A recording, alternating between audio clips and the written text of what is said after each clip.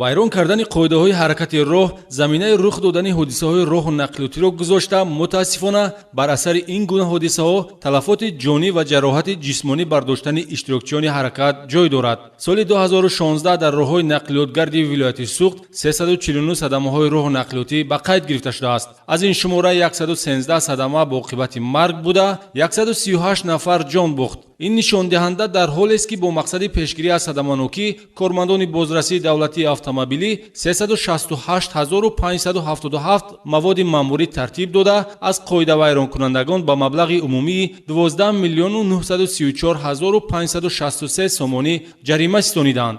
фаъолият дар самти пешгирии садаманокӣ пурзур гардида бошад ҳам вазъият ҳамоно нигаронкунанда аст. бо назардошти ташвишовар будани вазъи садаманокӣ дар роҳҳои нақлиётгарди минтақаи Суғд, роҳбарияти мақомоти корҳои дохилии вилоят аз тамоми ронандагон хоҳиш ва талаб менамояд ки ҳангоми идораи воситаи нақлиёт пеш аз ҳама қоидаҳои ҳаракати роҳро риоя намоянд.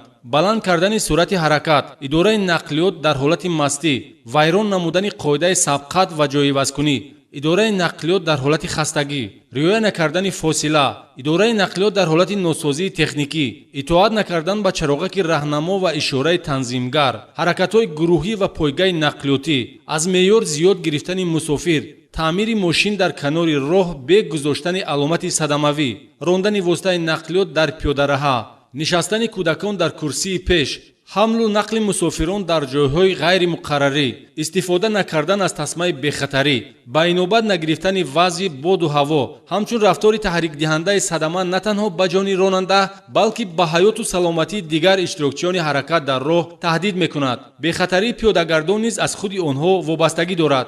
роҳ гаштан дар пиёдараҳа, гузаштани роҳ аз ҷои муқарраршуда, истифодаи гузаргоҳи зеризаминӣ кафолати он аст ки пиёдагард беосеб ба манзил бирасад. ҳамчунин тибқи дастури роҳбарияти мақомоти корҳои дохилии вилоят, кормандони бозрасии давлатии автомобилӣ ҳангоми адои вазифа фаъолияташон бояд дар доираи қонун бошад. пӯшидани сару либоси озодаи низомӣ аз рӯи талаботи муқарраршуда, хушмуомилагӣ ва риояи одоби муошират бо иштирокчиёни ҳаракати роҳ, берун набаромадан аз ҳадди ваколати хизматӣ, роҳ надодан ба тамаҷҷӯиву ришваситонӣ, худсарона ташкил накардани хатсайрҳои бозрасӣ, талаботи оинномаҳои соҳавиро ҳар як корманди бозрасии давлатии автомобилӣ ҳатман риоя ва барои ба шаъни мақомоти корҳои дохилӣ доғ навовардан бояд масъулият эҳсос намояд.